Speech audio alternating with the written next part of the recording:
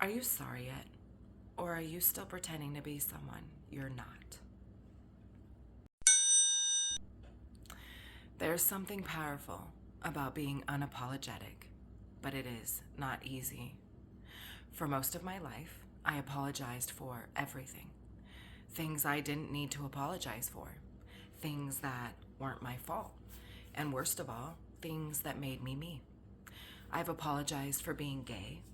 I've apologized for feeling different, for standing out in a world that wanted me to blend in. I've apologized for my past, for my choices, for the consequences of those choices, even after I had already paid for them. And for what? To make other people more comfortable. But here's the truth. Apologizing for who you are doesn't create connection. It creates a prison. And I would know. I have lived in both. We all do this, don't we?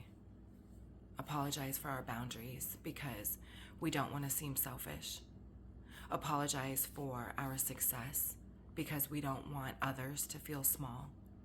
We apologize for taking up space, for being too loud, or wanting more. Why? Because the world teaches us that fitting in is safer than standing out. But here's the thing. You can't shine while you're busy shrinking yourself. I had to learn the hard way that no matter how much you apologize for being you, it will never be enough for the wrong people. You'll never be quite enough, small enough, or palatable enough for someone who's determined to misunderstand you. And that's okay. They're not your people. So, let me share something. I've apologized for the actions of others carrying shame that was never mine to hold. I've apologized for having dreams that didn't align with what others thought my life should be. I've apologized for feeling broken, like I wasn't enough, just as I was. But here's what I've learned, and you have to hear this. Your truth is not ever something to apologize for. You're allowed to exist loudly, boldly, and unapologetically. You are allowed to set boundaries and protect your space. You are allowed to pursue your dreams that others don't understand. And if being unapologetic about who you are makes someone else uncomfortable, then that's a them problem, not a you problem. The right people, the ones who see you, really see you.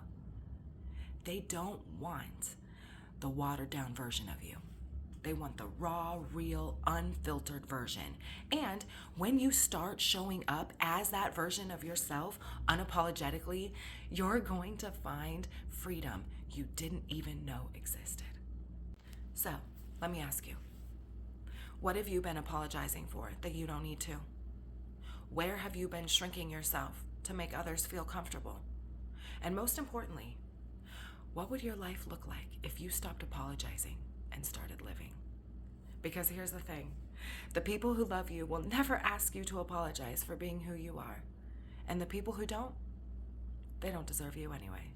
So let's make a pact, starting today. No more apologizing for being ourselves. Unapologetically you, unapologetically me, unapologetically us.